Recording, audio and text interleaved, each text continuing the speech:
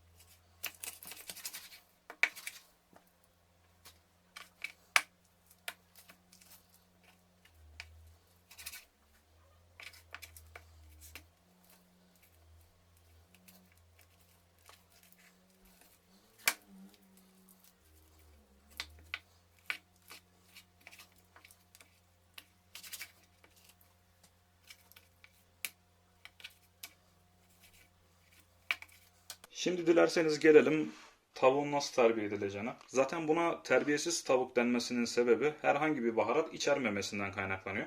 Baharat derken ki baharattan kastımız ne? Toz biberdir, kekiktir, kimyon, yeni bahar tarzında hiçbir baharatın olmamasından kaynaklanıyor. Baharat diye tanımlayabileceğimiz tek şey galiba şurada gördüğünüz sarımsak olacak. Şimdi dilerseniz malzemeleri sayayım ben. Tek tek göstereyim ben size. Soya sosumuz var. Yarım çay bardağı görüldüğü gibi aktardım. Çok küçük miktarda krema var. Aslında krema bu tarifte yok. Kremayı atmasanız da olur siz. Ben atacağım. Neden diye soracak olursanız, krema tavuğun dışarısında karamelize bir tabaka yaratacak. Bu tabaka çok çok hoşunuza gidecektir eminim ki. Ben o yüzden kullanıyorum. %75'ini dolduracak kadar bir su bardağının süt var. Döküyorum. Yarım çay bardağı kadar da zeytinyağım var. Aktarıyorum. Sarımsaklarımı da hemen aktarıyorum. Ezeceğim içerisine şöyle aletimle.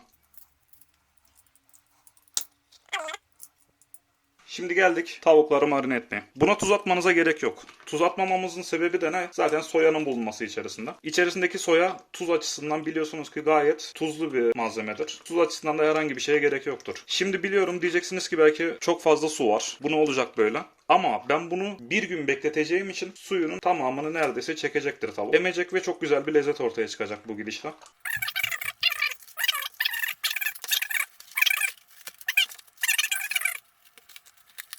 Streç çekmeyi de hiç beceremiyorum var ya. Yani bu kadar bir beceriksizlik de olamaz.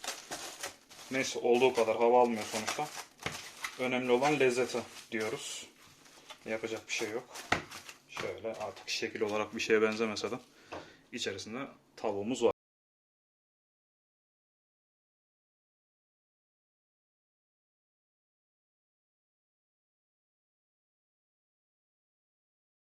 Arkadaşlar ben bu şekilde tüm tavukları parçaladığımda aslında kalan malzemeleri ne yapıyorum? Önce bir haşlayıp suyunu çıkartıyorum. Suyunu çıkarttıktan sonra işime yarayacak olanlarla kendime pilav ya da çorba yapıyorum. Geriye kalan kemiktir, artan posa malzemedir, tavuklardır, kemiklerdir falan. Bunların da hepsini de sokak hayvanlarına veriyorum. Size de böyle bir şey yapmanızı tavsiye ederim açıkçası. Öncelikle malzemeleri yıkayarak hemen haşlamaya alacağım.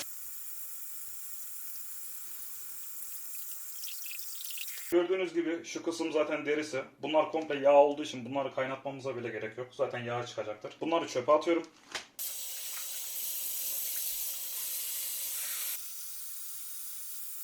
Tavuk suyumuzu oluşturacağız. Hemen ocağın altını açıyorum. Kaynayana kadar en yüksek ayarda tutacağım. Kaynadıktan sonra en kısık seviyeye getirip hemen 1 saat 15 dakika kadar kaynattıktan sonra suyumuz çorba veya pilav için kullanıma hazır.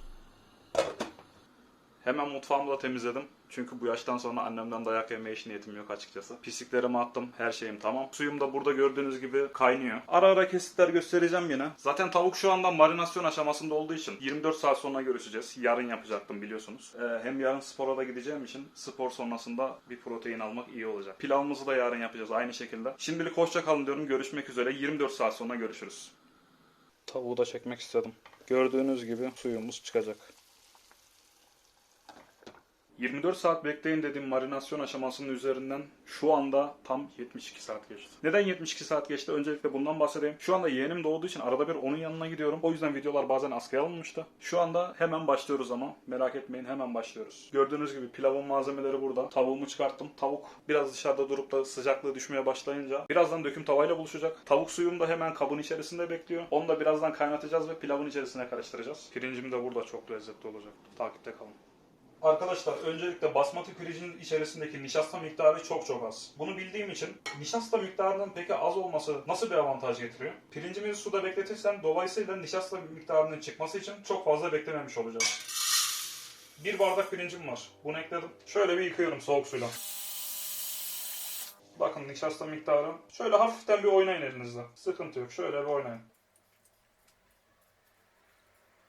Görüyor musunuz? Şöyle nişasta miktarını bu şekilde oynaya hafiften bir çıkartacağım. 2-3 aşamada bunu tekrarlıyorum. Şimdi az önce de dediğim gibi bununla birkaç defa oynadım. Şimdi ne yapıyorum biliyor musunuz? Üzerine şöyle üstünkörü hafiften bir tuz atacağım. Attım tuzunu. Tuz nişastanın daha iyi çıkmasını sağlayacak. Yine soğuk suda bekleteceğim tabii ki de. Haberiniz olsun. Soğuk suyumu açıyorum yine. Şu şekilde gezdire koyuyorum.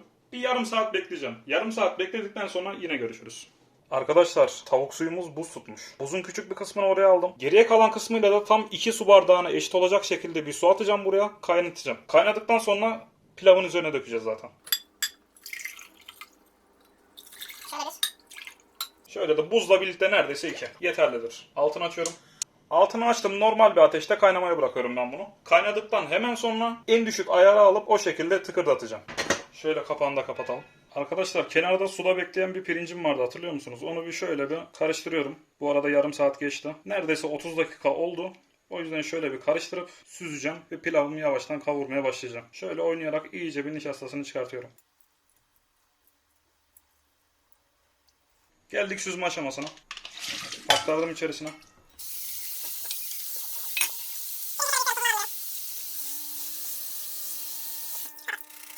Biraz şu şekilde suyunu süzdükten sonra kenara alacağım. Şöyle içerisine alıyorum. Şimdi arkadaşlar geldi pilavı kavurmaya. Şimdi kavurmaya başlayacağız pilavımızı. Altını şöyle düşük ayarda atıyorum şu anda. İçine ne attım? 2 çorba kaşığı sıvı yağ var bunun içerisinde. Yarım çorba kaşığına yakında bir tereyağı koydum. Normalde 1 çorba kaşığı tereyağı kullanmam lazımdı. Ama ben tavuğun suyunda da yağ bulunduğu için onu da hesaba kattım. O yüzden tereyağını bu şekilde yaptım. Şöyle bir tereyağlar eriyene kadar bekliyorum. Yağımın altı hala kısık seviyede bu arada. Kavurma işlemini hep kısık derecede yapacağız. Çünkü yüksek ayarda kavurmak istemiyorum. Bu arada tavuk suyum da bu şekilde kaynıyor. Şimdi yağım kızdı. Pirincimi almaya gidiyorum. Pirincimi suyundan tamamen arındırmaya çalıştım. Şu şekilde.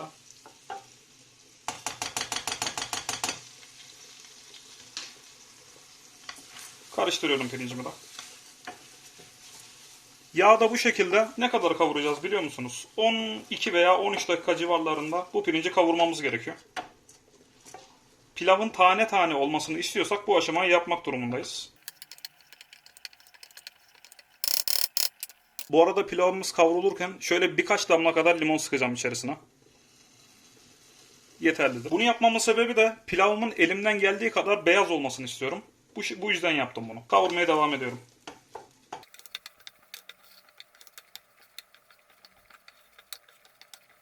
Bu arada kavururken fark ettiyseniz harala gürele böyle karıştırmıyorum. Pirinci kavururken nazik davranmanız gerekiyor. Pirinç çünkü kırılır. Ben pirincin kırılmasını istemediğim için bu şekilde nazik bir şekilde oradan oraya aktarıyorum gördüğünüz gibi. Ocağım bu arada hala en kısık seviyede. Dediğim gibi kavurma işlemini en kısık seviyede yapacağız. 12 veya 13 dakika kavurmanız yeterli gelecektir. Tabii ki basmati pirinç de bu şekilde. Sizin pirinciniz Osmancık pirinç, baldo pirinçtir. O zaman tabii ki de süresi uzayacaktır nişasta oranının fazla olduğundan kaynaklı.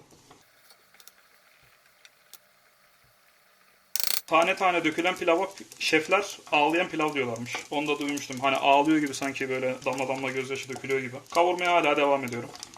Bakın gördünüz mü? Köpük köpük olmaya başladı pilav. Şu şekilde. Kavurmaya devam ediyorum. 2 veya 3 dakika daha kavuracağım. Ondan sonra tuzunu ekleyip tavuk suyunu vereceğim.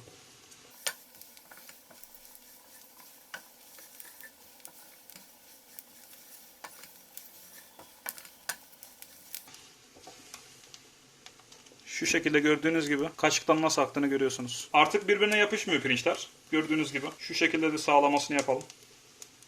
Gördünüz mü?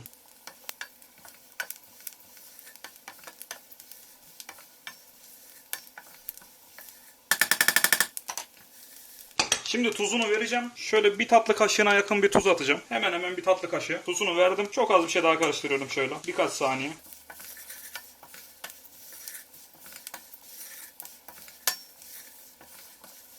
İşte bu kadar. Şu anda pirincim tane tane. Bakın ne göstereceğim size. Şöyle. Birbirinden hemen bağımsız bir şekilde hareket ediyor. Görüyor musunuz? Birbirine herhangi bir yapışma yok. Yani bunun ne demek oluyor? Tane tane bir pilav yiyeceğiz. Kaynayan suyumuz vardı ya, tavuk suyumuz. Şu şekilde. Onu da alıyorum. İçine dökeceğim. Fazla ses çıkacak, korkmayın.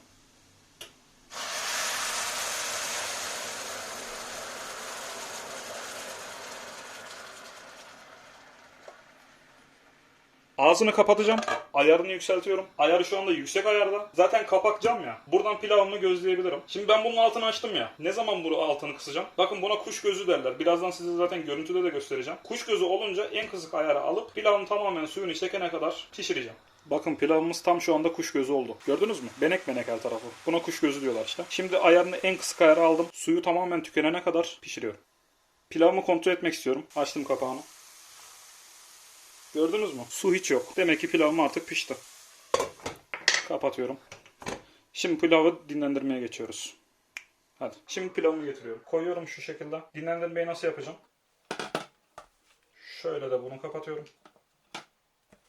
Kapağı da kapattım. Pilavım hemen hemen şöyle bir 20 dakika civarlarında dinlenmesi yeterlidir. Sonra tane tane pilav yiyeceğiz. Tavuğu, eti evde yaptığınızda mangal tadına yakın bir tat bulmak istiyorsanız kesinlikle bu döküm tava lazım. Yani ben böyle düşünüyorum. Teflon tavada da yapabiliyorsunuz tabii ki. Ama döküm tavanın gücü çok daha farklı. Çünkü döküm tava yüksek ısılara çıkabiliyor. Yüksek sıcaklık değerlerini görebiliyorsunuz. Isı aktarımı çok çok kuvvetli. Bu şekilde etlerinizin dışını mühürleyip içinin pişmesini istiyorsanız döküm tava gerçekten çok güzel bir şey. Şimdi döküm tavamı açıyorum. Bunu en yüksek ayara alacağım. Bakın. Döküm tavamı en yüksek ayara aldım. Bu şekilde tavanın kızmasını sağlıyorum. Arkadaşlar döküm tavam kızdı. Üzerinden belki dumanları görüyorsunuzdur. Şu anda muhtemelen 350 dereceye yaklaştı bu tava. Şöyle elimi koyuyorum.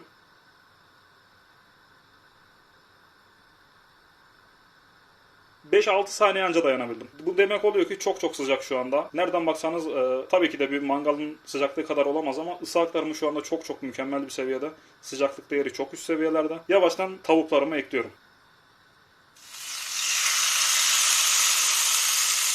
Bu sesi duymamız gerekiyor. Öbür tavuğumu da aldım. Onu da bu şekilde ekledim. Çıkan dumanları görüyor musunuz? Dışı şu anda inanılmaz güzel bir şekilde mühürleniyor.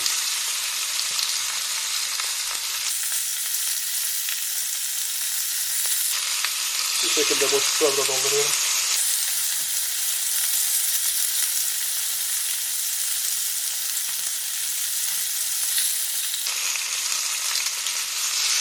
Bunu da şu şekilde atalım. Halen bekliyorum. Cızırtıları duyuyorsunuz. Bunun piştiğini ne zaman anlayacağız biliyor musunuz? Kenarlarındaki bak beyaz izler var, gördünüz mü? Onlar daha da kendini belli etmeye başlayınca anlayacağız ki bu tavuk pişiyor. Olarak söylemem gerekirse de bir kenarı 3,5-4 dakika, diğer kenarda 3,5-4 dakika, toplam 8 dakika sonra falan pişmiş olacak. Arkadaşlar bu şu anda bu tarafı pişti. Bunu nereden anlıyorum? Kenarlardaki beyaz kısımları demiştim ya. Bakın pişmiş görüntü var. Çeviriyorum. Tavuk bu arada inanılmaz derecede yumuşak olduğu için dağılıyor. Gördünüz mü izleri? Arkadaşlar bu sürede bitti. Şimdi tavuklarımı alıyorum.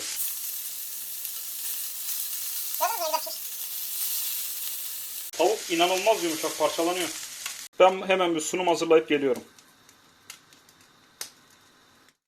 Şimdi şu turşuyu kendim yapmıştım. Jalapon biberden. Jalapon mu, halepon mu? Bazıları jalapon diyor, bazıları halepon diyor. Şundan biraz atıyorum. Yeterli. Şöyle güzel de bir ev yoğurdum var. Bundan da bir ayran yapacağım.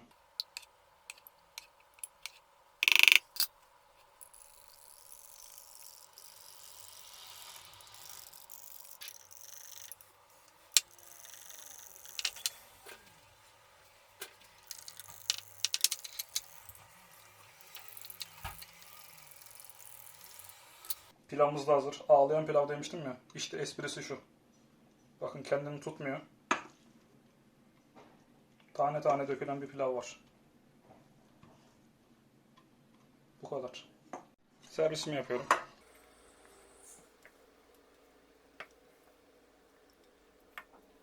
Pilavımın yanına tavuğumdan koyacağım. Ama şöyle bir göstermek istiyorum. Tavuğun güzelliğini görüyor musunuz? Suyuna bakın. Şu suyu kesinlikle çok çok lezzetli. Tavuğun ne kadar iyi piştiğinin kanıtı aslında bu. Dışı çıtır çıtır.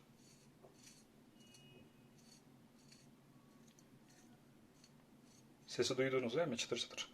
Dışı çıtır çıtır, içi yumuşacık. Çok güzel pişmiş bir tavuk bu. Suyu da gördüğünüz gibi zaten. Şuradan da bir servis hemen hazırlayalım.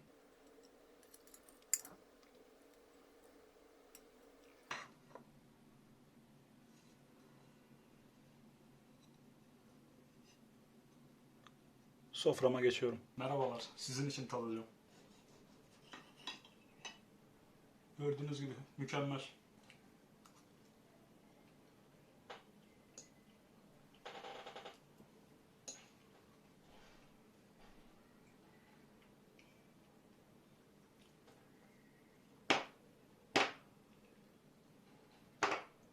Biberimden.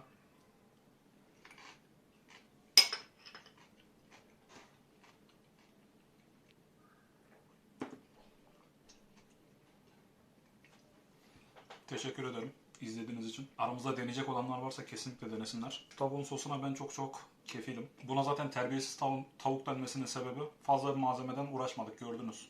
Sadece baharatımız, bir çeşit baharat vardı, o da sarımsak. O da baharat bile sayılmaz. Gerçekten şöyle bir sofra, yani dışarıdaysanız bilmiyorum kim bilir ne kadara denk gelir ama evde kendiniz çok daha iyisini hazırlayabilirsiniz. Yeter ki inanın. Teşekkür ederim, görüşmek üzere.